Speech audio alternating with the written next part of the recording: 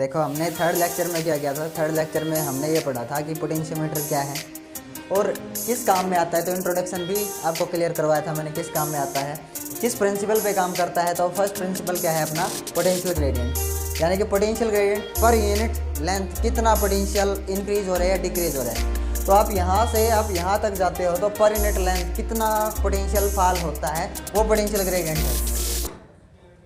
तो balancing of voltage second principle क्या है, किस प्रिंसिपल पे काम करता है, बैलेंसिंग ऑफ वोल्टेज।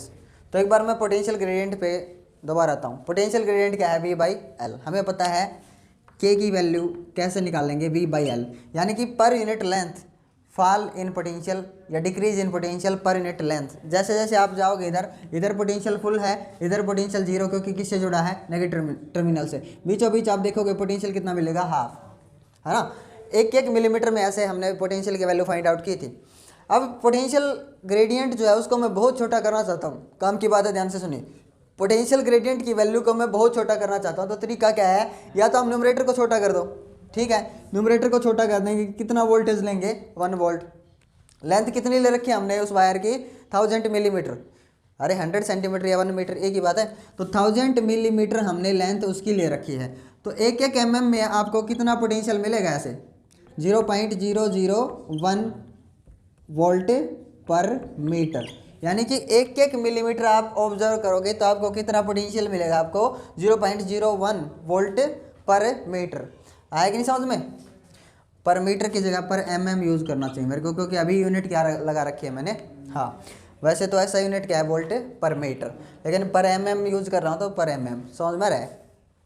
अभी एक चीज़ देखिए, अगर आप इसको और छोटा करना चाहो, क्योंकि मैंने बोला ना हम क्या चाहते हैं, इसको छोटे से छोटा करना चाहते हैं। छोटा क्यों करना चाहते हैं बेटा, क्योंकि वो मोर प्रेसाइज और मोर एक्यूरेट माना जाएगा। कैसे, आप यूँ सोचिए, मान लीजिए आपके पास एक घड़ी है, उस घड़ी में सिर्फ घंटे वाली सुई है, मिनट वाली तो है ही नहीं, न सेकंड वाली। तो हम क्या बोलेंगे, 3 के बाद सीधे कितने बजेंगे, 1 घंटे बाद 4 बजेंगे। ऐसे तो टाइम बता नहीं सकते, 3:20 हो गए या कितने मिनट हो गए, नहीं बता पाएंगे। तो मिनट हैंड होने से हम फिर क्या बता सकते हैं कि 3:40, 3:50 या 3:10 ऐसे हो गए हैं। चीज़ें समझ में। तो अगर अकेली आवर वाली होती तो वो इतनी प्रेसाइज नहीं होती, मिनट वाला हैंड आने से वो प्रेसाइज हो गई है। अगर उसमें सेकंड वाला हैंड और हो तो, सेकंड वाली सुई और हो तो हम ये बता सकते हैं 3:10 हो गए हैं। तो कौन सी मोर प्रेसाइज मानी जाती है, जो टाइम की छोटी से छोटी वैल्यू को बताती है। वैसे अगर एक एक मिलीमीटर में बहुत छोटा पोटेंशियल ग्रेडियंट है, एक एक मिलीमीटर में बहुत छोटा, समझ में आ गया ना, बहुत छोटा, बहुत ही कम पोटेंशियल है, तो क्या मानेंगे, पर यूनिट लेंथ में बहुत ही छोटा छोटा पोटेंशियल डिफरेंस मेजर कर सकता है। ये कुछ आया कि नहीं समझ में। तो K की वैल्यू को हम क्या करना चाहते हैं, छोटे से छोटा। तो K की वैल्यू जब छोटे से छोटी होगी तो सेंसिटिविटी ऑफ गैलोमीटर हाई मानी जाती है। कुछ आया समझ में। कैसे आप इंक्रीज कर सकते हो, अगर आपसे पूछा जाए कि सेंसिटिविटी ऑफ गैलोमीटर कैसे इंक्रीज कर सकते हो, कौन सा सेंसिटिविटी ज़्यादा होगा, घड़ी कौन सी सेंसिटिविटी ज़्यादा होगी, कौन सी, जो सेकंड वाली भी सुई भी रखती है, मिनट वाली भी, सेकंड वाली भी, और वाली तो थी। तो वो वाली जो छोटे से छोटी रीडिंग देगी अपने, वो मोर सेंसिटिव माना जाता है। कुछ आई चीज़ समझ में। If K is smaller, sensitivity of potentiometer is high, higher या हाई। यही समझ में। जितना ज़्यादा K की वैल्यू छोटी आएगी उतनी सेंसिटिविटी पोटेंशियोमीटर की अच्छी मानी जाती है, सेंसिटिविटी हाई मानी जाती है। कुछ आई चीज़ समझ में। तो हम क्या करना चाहते हैं, V को तो हमने 1 रखा, मान लीजिए हम चाहते हैं कि और छोटे से छोटा पोटेंशियल डिफरेंस, पोटेंशियल ग्रेडियंट, बहुत छोटा स्लोप अपने को मिले पर यूनिट लेंथ में, पर यूनिट mm में। तो क्या करते हैं, 1000 को किससे रिप्लेस कर दो आप, 5000 मिलीमीटर, यानी कि कितनी लंबी वायर ले लो आप, ये वाली वायर कितनी लंबी ले लो, 5 मीटर की। अभी कितनी वायर है बेटा, 1 मीटर लंबी है। तो आप क्या करो, जितना वोल्ट आपने दिया था वो ज़्यादा दूरी तक फैला दो। कितना मीटर तक है, 5 मीटर तक। तो 5000 डिवाइड में करने से क्या हो जाएगा, आपको पता है 5000 अगर डिवाइड में करेंगे तो कितना आएगा, 0.0002 वोल्ट पर mm। कुछ सारे समझ में। बहुत छोटा हो गया है K अपना पोटेंशियल ग्रेडियंट। ये बड़ा है कि ये बड़ा है, दिख रहा है आपको, कौन सा बड़ा है, हाँ, ये बहुत छोटा हो गया है। अब ये प्रेसाइज ज़्यादा माना जाता है। मान लीजिए मेरे को आप ये या मैं आपको ये कहता हूँ कि आपको इसकी लेंथ मेजर करनी है, तो आप मेजर करते हो 7.1 सेंटीमीटर, मान लो ऐसे। मैं मेजर कर पाता हूँ 7.15 सेंटीमीटर। एक और बच्चा है वो मेजर कर पाता है 1.56 ऐसे सेंटीमीटर। तो पॉइंट के बाद जितने डिजिट्स होते हैं वो मोर प्रेसाइज मानी जाती है। प्रेसाइज है ये, बहुत छोटी है, ये बड़ी है, लेकिन ज़्यादा प्रेसाइज कौन है? पॉइंट्स के बाद जितने ज़्यादा डिजिट्स होंगे वो क्या है? मोर प्रेसाइज। कुछ आई समझ में? तो 5 मीटर की वायर बहुत लंबी हो जाती है। तो 5 मीटर की वायर ऐसे कैसे आ जाएगी? 5 मीटर मतलब समझ गए ना, 16 फीट के करीब, क्योंकि 1 metre is equals to approximate 3 feet. 3 से थोड़ा सा ज़्यादा होता है, तो 5 × 3 कितना हो गया? 15। लेकिन उससे ऊपर आप थोड़ा सा कंसीडर करो तो अप्रोक्सीमेट 16 फीट के करीब जाता है 5 मीटर में। तो 16 फीट की वायर रूम में कैसे लेंगे हम? या फिर पोटेंशियोमीटर पे जो प्लैंक है अपना वुडन प्लैंक, उसके ऊपर कैसे आएगी? तो उसका तरीका है, हम 5 मीटर की वायर को ऐसे तो नहीं सीधा लगा सकते, तो क्या करेंगे? मोड़ मोड़ के लगा देंगे। कैसे? 1 मीटर, समझ में आ रहा है? 1 मीटर, फिर ये कनेक्ट कर दिया है कनेक्टर हमने, 2 मीटर कनेक्ट कर दिया ऐसे, 3 मीटर, फिर वापस इसको लाओ 4 मीटर, और ये पूरी कितनी हो गई है? 5 मीटर। आया बेटा समझ में? तो कुछ ऐसा सा स्ट्रक्चर आपको देखने को मिलेगा लैब में। 5 वायर होंगी जो मोड़ मोड़ के ऐसे कर रखी हैं, ऐसे 5 वायर हैं, 1 2 3 4 5 ऐसे। तो 5 मीन्स पोटेंशियोमीटर। क्लियर है? तो ये पोटेंशियोमीटर आऊगा। अब हम बार बार इसको ऐसा नहीं बनाएंगे, कैसा बनाएंगे? ऐसा। समझ में आ गया? इसको बैटरी से कैसे कनेक्ट करोगे? इसका एक टर्मिनल ये रहा, ए रहा, और सी ये रहा। कुछ आई चीज़ समझ में? यहाँ से स्टार्ट होती है, यहाँ एंड होती है। तो इसी को 5 मीटर मान लेंगे हम, और बार बार ऐसा नहीं बनाएंगे क्योंकि बनाने में दिक्कत होती है। और इसके ऊपर स्केल भी लगा है, कितना? 0 से 100 सेंटीमीटर तक, यानी कि 1 मीटर है ये। तो ऐसी 5 वायर हैं तो कितनी होगी? 5 मीटर हो गया है। आई चीज़ समझ में? तो अब हम अपना एक्सपेरिमेंट करते हैं, जो एक्सपेरिमेंट हमारे को लैब में परफॉर्म करना है। क्या मेजर करेंगे? देखिए,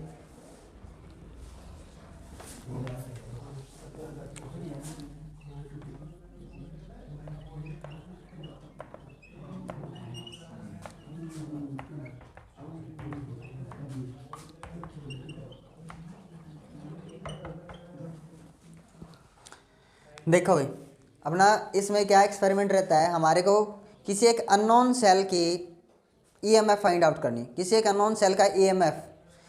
तो ईएमएफ हम कैसे फाइंड आउट करेंगे? अगर एक सेल है अपने पास तो कंपैरिजन मेथड है, balancing of voltage. Previous lecture में समझा चुका हूँ, अब भी और ज़्यादा समझ में आएगा आपको। यानी कि जिस सेल का आप वोल्टेज या ईएमएफ मेजर करना चाहते हो, तो क्या करो, आप उसको यहाँ रखो, यहाँ लगाओ, ठीक है, और गैल्वेनोमीटर से कनेक्ट करके जो कि यहाँ रखो, ठीक है। ये है कंपैरिजन मेथड। अब comparison of EMF of 2 cell को लिखा है, आएगा समझ में। हमने यहाँ पे जो बैटरी लगा रखी है उसका ईएमएफ पता होना चाहिए। इसका ईएमएफ कितना है? मान लीजिए E1। इसका ईएमएफ कितना है? E2। E1 पता है, E2 नहीं पता है। ध्यान से सुनिए, इसका वोल्टेज नहीं पता है।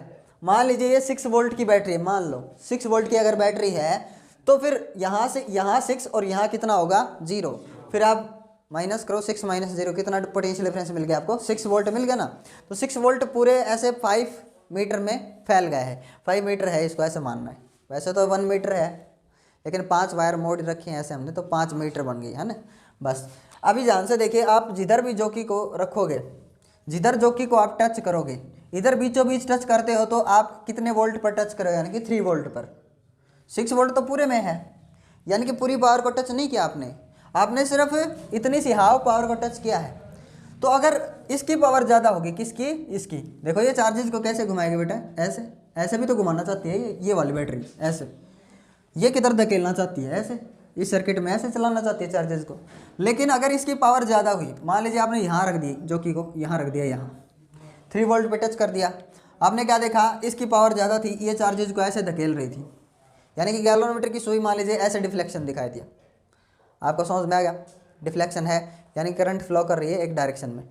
देखो इसको, ये कई बार इंस्ट्रूमेंट्स अपने पुराने होने के कारण ख़राब भी हो जाते हैं। तो एक्सपेरिमेंट को परफॉर्म करने के लिए आपको किस चीज़ का ध्यान रखना ज़रूरी है कि आपका गैल्वेनोमीटर, आपका जो ये वायर है इसका कनेक्शन ठीक ठाक है, या जो बैटरी या जो एलीमीटर आपने लगा रखा है, बताऊंगा मैं, एलीमीटर लगाते हैं वो बिल्कुल सही से काम कर रहा है कि नहीं।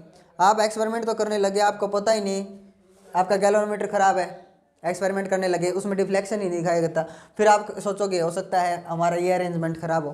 तो सारी चीज़ें चेक करनी पड़ती हैं।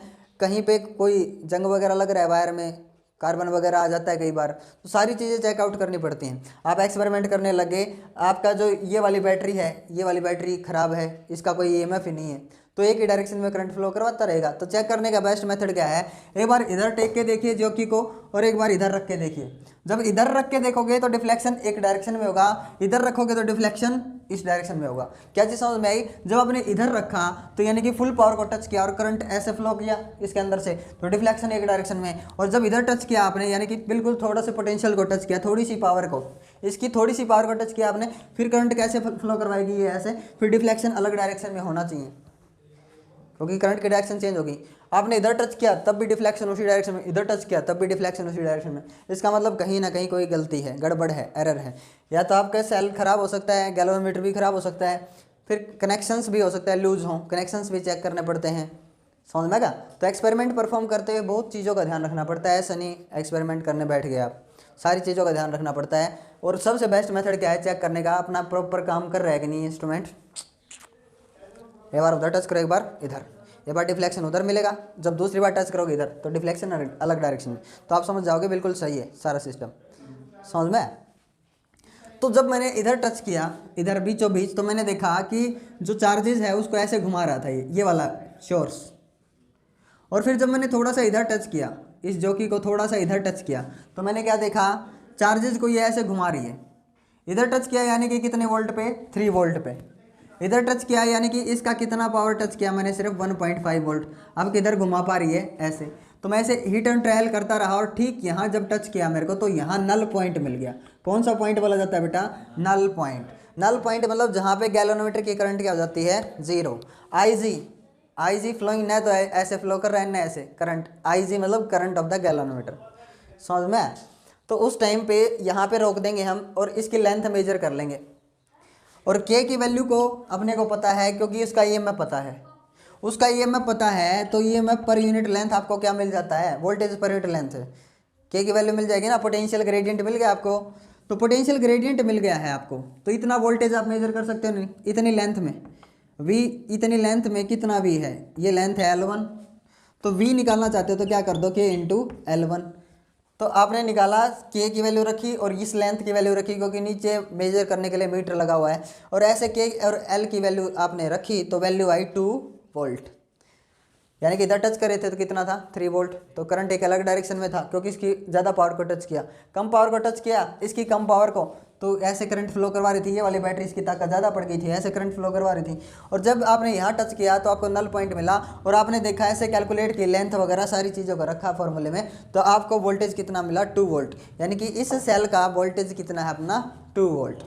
बैलेंस किया कि नहीं हमने भाई? एक सीधी सी बात है, अगर तुम उधर से 10 न्यूटन फोर्स लगा रहे हो और इधर से भी मैं 10 न्यूटन लगा दूँ तो हम रुक जाएंगे, दोनों एक साथ बैलेंस होगा ना।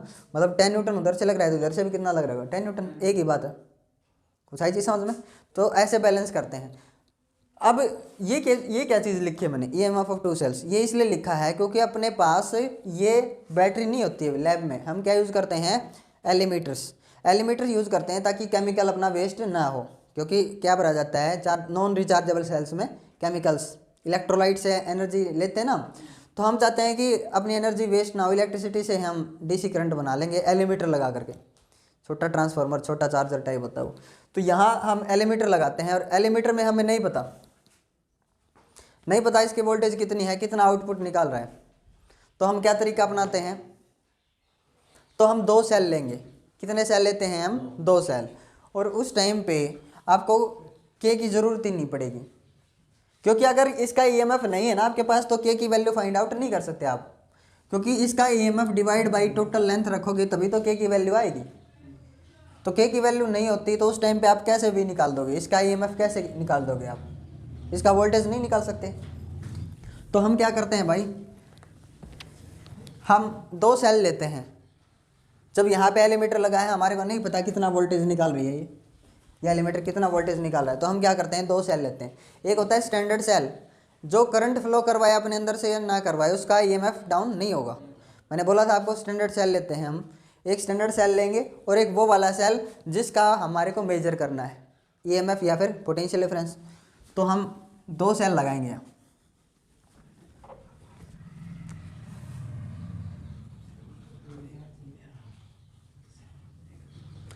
ये है स्टैंडर्ड सेल अपना जिसका ईएमएफ कितना है E1, और ये वो अननोन सेल है जिसका ईएमएफ अपने को नहीं पता, इसका ईएमएफ कितना है E2। अब यहाँ पे एक बार हम गैल्वेनोमीटर से इसको कनेक्ट करेंगे, एक बार इसी गैल्वेनोमीटर से इसको कनेक्ट करेंगे, फिर बताऊँगा मैं आपको कैसे क्या करना है, एक बार समझना आप। पहले आपने इसको कनेक्ट किया जिसका स्टैंडर्ड ईएमएफ आपको पता है क्योंकि ये स्टैंडर्ड सेल है, ठीक है, इसका ईएमएफ पता है। ऐसे कर देता हूँ क्योंकि इसका पता है अपने को, ठीक है। तो ऐसे आपने टच किया, एक बार डिफ्लेक्शन, ऐसे करने पर डिफ्लेक्शन अलग डायरेक्शन में मिला, फिर ऐसे करने पर डिफ्लेक्शन अलग डायरेक्शन में मिला, क्योंकि जैसे आपने यहाँ टच किया तो मतलब पूरी पावर को टच कर गए आप, अप्रोक्सीमेट पूरी पावर को टच कर गए। किसकी, इसकी जो ईएमएफ थी उसकी कंप्लीट ईएमएफ को टच कर रहे हो आप। तो इधर से घुमाएगा ना ये चार्जेस को, इधर से ऐसे घुमाएगा ये वाला एलीमीटर। अब यहाँ पे टच किया तो मतलब ये वाली जो पावर है इसकी, ये इतनी है, इतना वोल्टेज कम पड़ गया तो इसकी पावर ज़्यादा होगी। अब ये चार्जेज को ऐसे घुमाने लग गया तो डिफ्लेक्शन अलग डायरेक्शन में है क्योंकि चार्जेज ऐसे घुमा रहा है अभी। तो ऐसा करते करते एक पॉइंट पे हमने रोका और यहाँ क्या मिल गया अपने को, नल पॉइंट, जो कि स्लाइडर को हमने यहाँ रोक दिया, जो कि स्लाइडर, ठीक है, जो स्लाइड होती रहती है, ऐसे उठा उठा के नहीं टेकते हैं, स्लाइड होती रहती है ये, इसलिए स्लाइडर या जो कि बोलेंगे। तो जब यहाँ रोका हमने तो हमने इसका लेंथ देख लिया, इसका लेंथ कितना है L1। तो इसका ईएमएफ क्या लिख सकते हो आप, EMF is equals to K into L1। कुछ तो होगा पोटेंशियल ग्रेडियंट, नहीं पता अगर कोई दिक्कत नहीं। फिर क्या किया हमने, इसको कनेक्ट किया, अब इसको कनेक्ट किया हमने, और ऐसे मान लीजिए आपको कहाँ नल पॉइंट मिला, यहाँ, कहाँ नल पॉइंट मिल गया, यहाँ। तो इसका लेंथ क्या है L2, आया कि नहीं समझ में। इसके लिए लेंथ क्या है बेटा, L2, वो L2 है। तो जैसे सेकंड सेल का ईएमएफ क्या लिखोगे आप, K into L2। EMF of first and second cell हम कंपेयर करेंगे अभी। E1 बाई क्या कर देंगे, E2। अलग से करूँ क्या, अलग से कर देता हूँ। E1 by E2 is equal to K into L1 upon में K इंटू L2। K से K कैंसिल, तो E1 by E2 is equal to L1 by L2। ऐसे आप इस अननोन सेल का ईएमएफ कैलकुलेट कर जाओगे, क्योंकि K की ज़रूरत ही नहीं है। पर यूनिट पोटेंशियल ग्रेडियंट कितना है नहीं पता, ज़रूरत ही नहीं। अगर ये अननोन सेल है या अननोन कोई चीज़ लगा रखी है हमारे को तो ज़रूरत नहीं। एक सेल ऐसा लगाइए जिसका ईएमएफ हमारे को पता है, एक वो वाला सेल जिसका ईएमएफ आपको कैलकुलेट करना है, दोनों को ऐसे कंपेयर करिए, ठीक है। और लेंथ जो है L1 बाई L2 आप डिवाइड कर दीजिए। तो आपको मान लीजिए ऐसे L1 बाई L2 करने पर, या L1 बाई L2 रख लो कोई बात नहीं, आपको E2 निकालना है, E2 निकालना है ना, या फिर वो वाला तरीका देख लो जो मैं बता रहा हूँ। E1 बाई E2 1.5 आ गया, L1 बाई L2 सॉल्व करने में कितना आ गया 1.5, और E1 by E2 is equals to क्या है 1.5। तो E2 निकालना है, E2 को उधर ले जाओ, 1.5 नीचे आ जाएगा, E2 की वैल्यू आ जाएगी। या फिर L1 बाई L2 रखो एज इट इज़, उस टाइम पे कैसे आएगा, E2 उधर ले जाओ, ईएमएफ जो सेकंड का निकालना है आपको, ईएमएफ 1 इंटू में L2 डिवाइड बाई L1। ऐसे ये अननोन सेल है जिसका ईएमएफ हम कैलकुलेट कर जाएंगे, भले ही अपने पास पोटेंशियल ग्रेडियंट ना हो। आया बेटा समझ में। अब ये जो है ये एक अरेंजमेंट हमने किया है, एक बार इसको कनेक्ट करते हैं, इस बार एक बार दूसरे को कनेक्ट करते हैं। तो फिर इसको थोड़ा सा चेंज कर देते हैं, कैसे, यहाँ पे एक की लगा देते हैं ताकि दिक्कत ही ना हो। यहाँ पे इधर से 2 वे की लगाते हैं, यहाँ पे 2 वे की।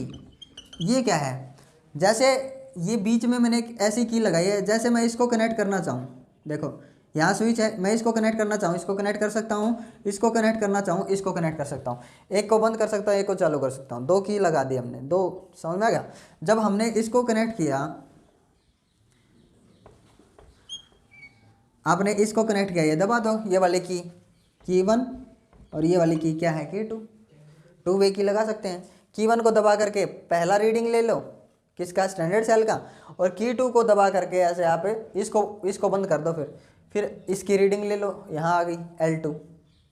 क्लियर हो ना। तो 2 वे की लगा करके हम फाइंड आउट करते हैं ऐसे comparison of EMF of 2 cell. ये वाला डेरिवेशन है, ये वाला अपने प्रैक्टिकल एक्सपेरिमेंट में भी है। आई चीज़ समझ में। अब आगे क्या मेजर करना है अपने को, आगे इंटरनल रेजिस्टेंस। आपको पता है किसी भी सेल के अंदर क्या होता है, इंटरनल रेजिस्टेंस। तो इंटरनल रेजिस्टेंस कैसे मेजर करेंगे हम, तो वो वाला है, और एक बार देख लीजिए एक्सपेरिमेंट कैसे करना है।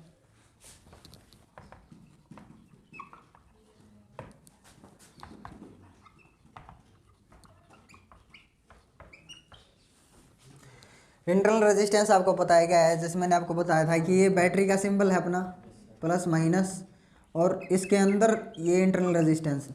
ठीक है, अगर आप इसको किसी बाह्य लोड से, एक्सटर्नल लोड से कनेक्ट कर देते हो तो रेजिस्टेंस इसका कुछ होगा, इसमें करंट फ्लो कर रही होगी कुछ I/R।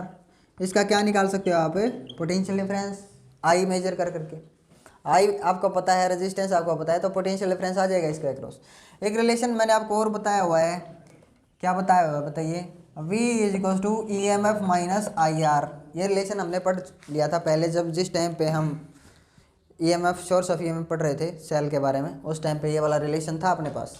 यानी कि EMF बड़ा होता है, समझ में आया, पोटेंशियल डिफरेंस छोटा होता है, क्योंकि दिख रहा है आपको ये वाला करंट इंटू रेजिस्टेंस आप सब्ट्रैक्ट कर रहे हो, तो EMF बड़ा है ना, तभी तो इक्वल होगा। ये बड़ा, ये मान लीजिए 10, ये 2, फिर 8 के इक्वल आ रहे हैं, समझ में आया। तो टर्मिनल पोटेंशियल डिफरेंस छोटा होता है। तो अगर आप EMF मेजर करना चाहते हो तो EMF मेजर करने का तरीका क्या है आपके पास, बताइए। EMF मेजर करना चाहते हो तो EMF का तरीका क्या है, सर्किट का करंट क्या कर दो, 0। भाई सर्किट में जो करंट फ्लो हो रही है ना I/R, ये वाला सर्किट हटा दो आप, तो उस टाइम पे आप किसको टच करोगे, किसको टच कर रहे होगे, EMF को। V आपको कितना मिलेगा, EMF के इक्वल। टर्मिनल पोटेंशियल किसके इक्वल हो जाता है, EMF के इक्वल। आया बेटा समझ में। ठीक है, अभी इंटरनल रेजिस्टेंस के लिए डेरिवेशन कैसे करेंगे।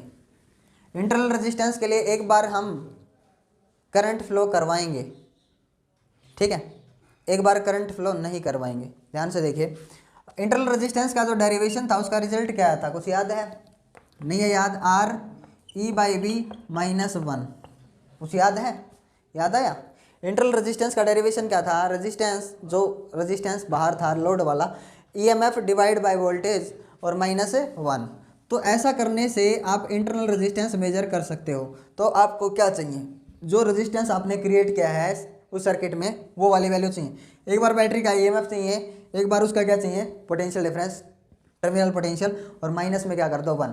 क्या आ जाएगा बेटा आपके पास है, internal resistance of the cell. आ जाएगा कि नहीं आ जाएगा। ठीक है, तो इसका देखिए कैसे अरेंजमेंट करते हैं।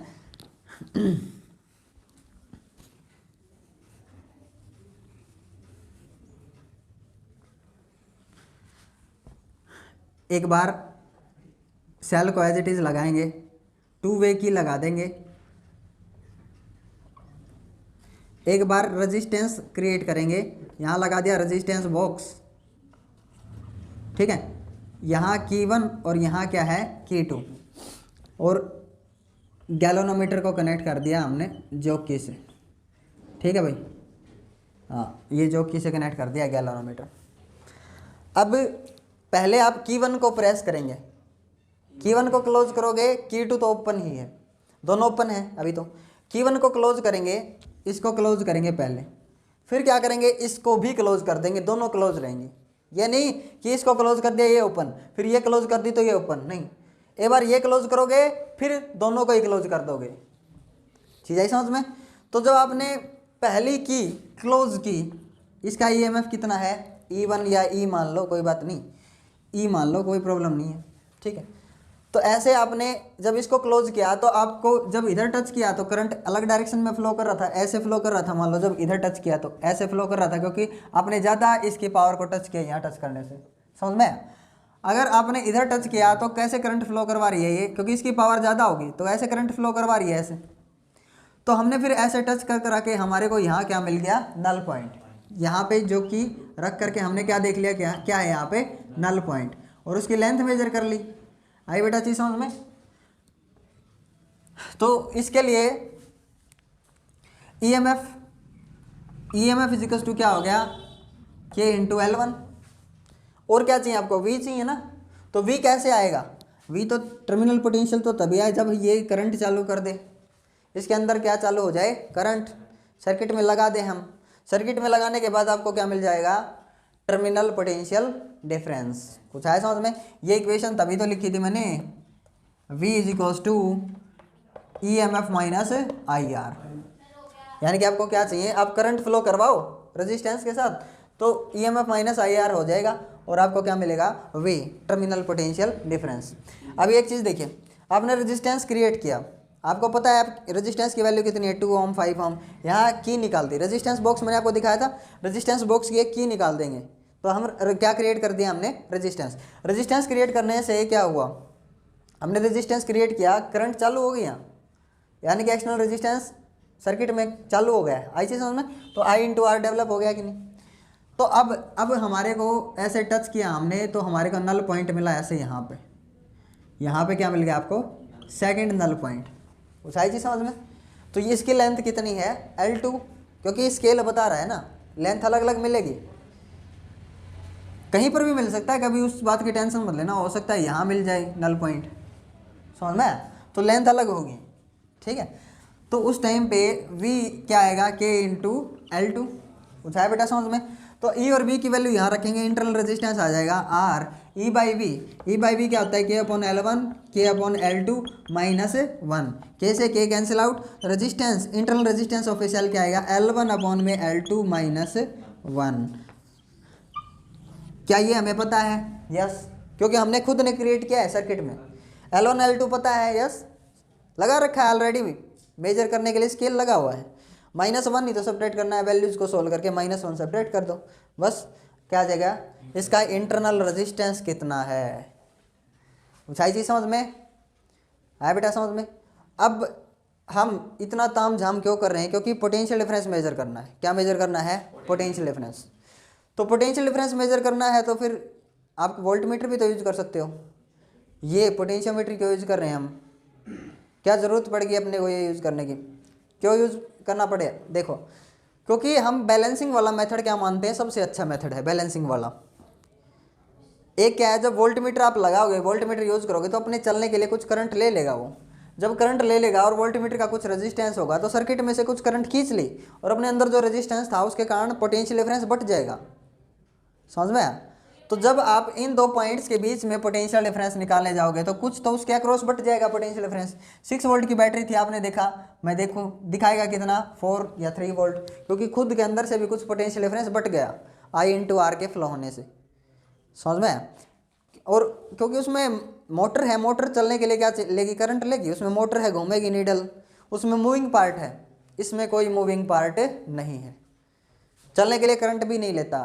क्या यूज करता है ये, बैलेंसिंग मेथड, क्योंकि बैलेंसिंग वाला सबसे अच्छा मानते हैं हम। अच्छा मानते हैं कैसे, आप सब्जी लेने जाओ मार्केट में, सब्जी लेने के लिए जाते हैं या चावल लेने के लिए जाते हैं, हम क्या देखते हैं, इधर 2 kg का बाट रखा हमने, इधर हम सब्जी को देखते हैं, बैलेंस कर रहे हैं ना, ठीक है। अगर मान लीजिए 2 kg का नहीं है और अगले के पास सिर्फ 1 kg का बाट है, उसने कहा ठीक है, पलड़ा थोड़ा झुका दिया, बोला मान लो 2 kg, हो सकता है वो सिर्फ 1.5 किलो, हो सकता है वो 1 किलो से थोड़ा सा ही ऊपर हो, हम ऐसे कैसे मान लें। बैलेंस करो तभी मानो, 2 किलो के साथ बैलेंस करो तभी तो माना जाएगा 2 kg मेजर करके दी है, ऐसा कैसे मान लें, कुछ आया चीज़ समझ में। तो अगर 1 kg है तो 1 kg बैलेंस कर सकते हैं हम, और 2 kg रखो, 2 kg सब्जी लेनी है तो 2 kg को बैलेंस करो। अगर वोल्टमीटर कुछ करंट ले जाता है और आप बोल देते हो 5 वोल्ट मान लो, कुछ करंट ले गया अपने अंदर, तो कुछ पोटेंशियल डिफरेंस अपने अंदर क्रिएट करके बढ़ गया, उसके अक्रॉस बढ़ गया है। अब आप कहते मान लो 5 ही वोल्ट की बैटरी लगा रखे, ऐसे कैसे मान लेंगे भाई, जब तक आप बैलेंस करके एक्यूरेट नहीं बताते हो। वही पलटे वाला सिस्टम है अपना। 1.5 किलो सब्जी दे दी अगले ने, मान लो अगले ने 5 किलो दे दी, फिर भी हमारा पेटा नहीं भरेगा। हम चाहते हैं कि 2 kg दिखाओ अपने 2 kg है कि नहीं, समझ में आएगा। तो 1 kg रख करके आप 2 kg सब्जी मेजर करवा रहे हो तो आप खुद सेटिस्फाई नहीं होगे जब तक 2 kg इधर नहीं रखोगे। ऐसे बोलने से काम नहीं चलता कि मान लो इतना ही है, है ना। हो सकता है कि 1 किलो 100 ग्राम ही हो, 1 किलो 200 ग्राम ही हो सकता है भाई 2 से ऊपर भी हो, 3 किलो भी हो, क्या पता 4 किलो भी हो, लेकिन वहाँ पे प्रॉब्लम है। हो गया सर, ठीक है, आई चीज़ समझ में। तो यही चीज़ मैं समझाना चाह रहा था कि इसको यूज़ करना बहुत ईजी है, क्योंकि बैलेंसिंग वाला मेथड यूज़ करता है ये, और बिल्कुल प्रेसाइज एक्यूरेट वैल्यू देता है, बैलेंस करता है चीज़ों को। चीज़ आई समझ में। So thank you for watching this video.